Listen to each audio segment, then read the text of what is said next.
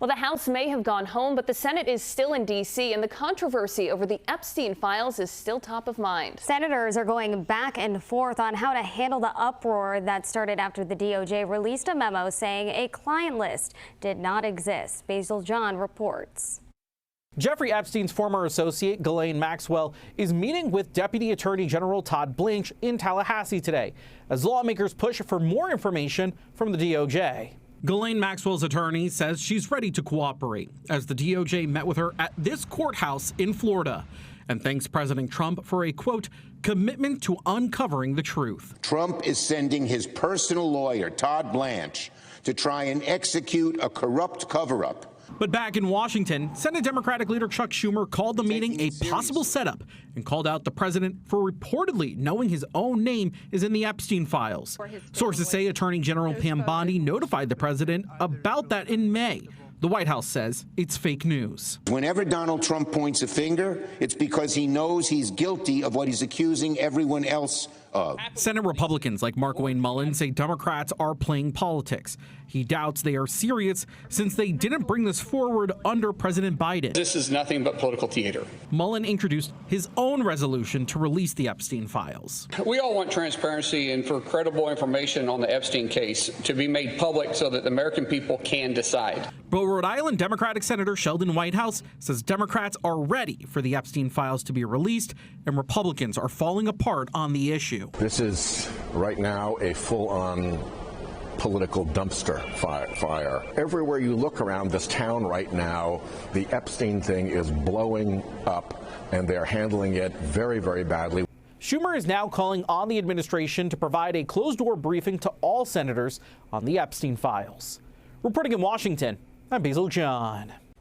And Target 12 investigator Tim White joins us live now in studio. Tim, the Epstein files are getting a lot of attention. To say the least. Yeah, so we wanted to have you on to talk about accessing FBI files, which of course is something you have a lot of experience with. So how are you going about getting that information? Well, there are two ways to get FBI files. One, you can get an FBI file on yourself. So Sarah, you should probably ask for yours. I'm sure it's out there. The other way, of course, is if someone dies, but you have to prove to the government that the person is dead, and you can do that by using an obituary from an official news site and send that to the Department of Justice. I do this a lot with, organized crime figures that have died. I access their or ask for their FBI files. And I also did it with former and late Mayor Vincent Buddy Cianci because there was a big federal investigation into the mayor named Operation Plunder Dome. So we knew we'd get that FBI file, eventually did. And it does often provide insight into an investigation we didn't know before. And I'm sure this information varies, but what kind of information do you get? Well, you get a lot of what's, the first thing you get is a lot of redactions, right? The Department of Justice will wipe out information they deem sensitive if there are other names in the FBI file that aren't of the person that you're asking for. The second thing you get a lot of are called FBI 302 reports, and they're kind of like FBI agents memorializing notes they took for an interview or from an intelligence source. You have to be careful with those as a reporter because sometimes they will put down stuff that a source gave them that might not be correct, so you have to check those things out, but they can be really fascinating. And you get a lot of internal memos, communications. One thing that you see is something called an airtel, which is a really old form of communication inside the FBI that they don't use anymore. They fell under criticism in the early 2000s because it was a very slow form of communication. But when I see airtels, that tells me the FBI file is very old. And Tim, of all the FBI files that you've requested, is there one that sticks out, one that's the most interesting? Oh, that's like asking me who's my favorite child. Yeah. You don't have one, right? No, I don't. I don't have one. But two real quick.